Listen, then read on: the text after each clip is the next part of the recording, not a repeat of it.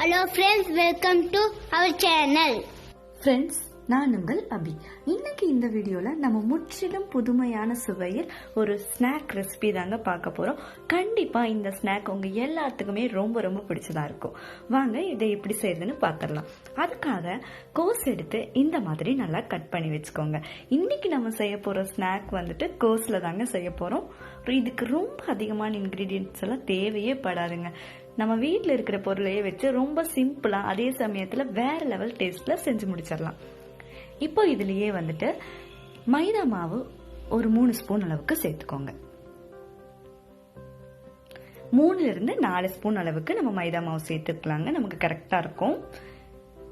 நம்ம எடுத்திருக்க கோஸை நல்லா கழுவிட்டு அதை ஒரு பாத்திரத்துல சேர்த்து இப்ப அதுல மைதா மாவு 4 ஸ்பூன் சேர்த்தாச்சு. இது கூடவே வந்துட்டு 2 ஸ்பூன் அளவுக்கு கார்ன்ஃபிளவர் மாவு சேர்த்துக்கோங்க. அடுத்ததா வந்துட்டு தேவையான அளவு உப்பு சேர்த்தாச்சுங்க. நெக்ஸ்ட் இதுல நம்ம காரத்துக்கு 1 ஸ்பூன் அளவுக்கு மிளகாய் தூள் சேர்த்துக்கோங்க. அதோடவே சேர்த்து கரம் மசாலா 1 ஸ்பூன் அளவுக்கு சேர்த்துக்கோங்க. இஞ்சி பூண்டு விழுது 1 ஸ்பூன் அளவுக்கு சேர்த்தாச்சு. சேர்த்துட்டு இதை நல்லா நம்ம மிக்ஸ் பண்ணி விட்டுக்கலாங்க. நம்ம வந்து ஃபர்ஸ்ட் தண்ணி எதுவும் சேர்க்க வேண்டாங்க. இதை நல்லா கலந்து விடுங்க. இந்த மாதிரி ஸ்நாக்ஸ் எல்லாம் ஃப்ரெண்ட்ஸ் நம்ம வீட்டுல அடிக்கடி செஞ்சிருக்க மாட்டோம். ஒரே மாதிரி போண்டா பஜ்ஜி வடை இப்படி செஞ்சு சில டைம்ல வந்துட்டு கண்டிப்பா எல்லாத்துக்குமே வந்து போர் அடிச்சிருக்கும். அப்படி இருக்கிற சமயத்துல இந்த மாதிரி கோஸ் வச்சு ஈஸியா உங்க வீட்டுல ஈவினிங் ஸ்நாக் ரெசிபியை செஞ்சு பாருங்க. அதுக்கப்புறம் எப்பயுமே வந்துட்டு நீங்க கோஸ் பார்த்தாலே இந்த ஞாபகம் தான் வரும்.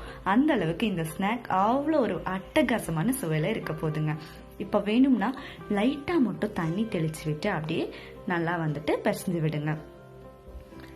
நமக்கு இந்த முட்டைக்கோஸ் பக்கோடா செய்யறதுக்கு மாவும் அதிகமா தேவைப்படாது, இல்ல வெங்காயம் இந்த மாதிரி எதுவுமே தேவைப்படாதுங்க. சிம்பிளா செஞ்சு முடிச்சிடலாம் எல்லாத்துக்குமே. ஆனா கண்டிப்பா இந்த கோஸ் பக்கோடா பிடிச்ச மாதிரி தாங்க இருக்கும். மாவு இந்த பக்கத்துல இருக்கிற மாதிரி பாத்துக்கோங்க. இது அப்படியே இருக்கட்டும். அடுத்ததான் ஒரு பேன் எடுத்து அதுல வந்துட்டு எண்ணெயை நல்லா சூடு பண்ணிக்கலாங்க. எண்ணெய் சூடாயிட்டு இருக்கு, வெயிட் பண்ணலாங்க. இந்த கோஸ் பக்கோடா வந்துட்டு எல்லாருமே வந்துட்டு ரொம்ப ரொம்ப விரும்பி சாப்பிடக்கூடியதா கண்டிப்பா இருக்குங்க. அதுக்கு நான் கேரண்டி. நம்ம பிசைஞ்சு வச்சிருக்கிற மாவுல இருந்து கொஞ்சம் கொஞ்சமா எடுத்து அப்படியே வந்துட்டு எண்ணெயில சேர்த்துக்கலாங்க.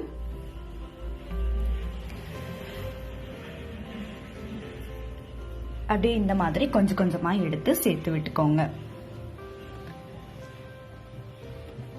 கையில கொஞ்சமா எடுத்து லைட்டா வேணா அழுத்திட்டு அப்படியே எண்ணெய்க்குள்ள சேர்த்துக்கலாங்க. இப்ப பாருங்க, ரொம்ப சூப்பரா நம்மளோட பக்கோடா ரெடி ஆயிட்டு இருக்கு. இதை நீங்க சாப்பிடும் போது அவ்வளவு கிறிஸ்பியா இருக்கும். சாப்பிட்ட கண்டிப்பா எல்லாத்துக்குமே இன்னும் சாப்பிடணும் தான் தோணும். நம்ம வீட்டுல ஒரே மாதிரி ஸ்நாக்ஸ் செஞ்சுட்டு இருக்கிற சமயத்துல இந்த மாதிரி எல்லாம் ட்ரை பண்ணீங்கன்னா கண்டிப்பா ஒரு டிஃப்ரெண்டான ஸ்நாக் ரெசிபி சாப்பிட்ட ஃபீல் எல்லாத்துக்குமே கிடைக்குங்க. நம்ம வெளியெல்லாம் எங்காவது போகும்போதோ இல்ல ஃபங்க்ஷன் ஏதாவதுக்கு நம்ம வந்து நம்ம வீட்டுல செய்யும் போதோ இந்த மாதிரி பக்கோடெல்லாம் ட்ரை பண்ணீங்கன்னா கண்டிப்பா உங்க வீட்டுக்கு வரவங்க உங்களை எல்லாத்தையுமே வந்துட்டு என்ன இது அப்படின்னு சொல்லி எப்படி இதை செஞ்சீங்கன்னு கண்டிப்பா கேட்பாங்க. உங்களை வந்துட்டு கண்டிப்பா வாழ்த்துவாங்க.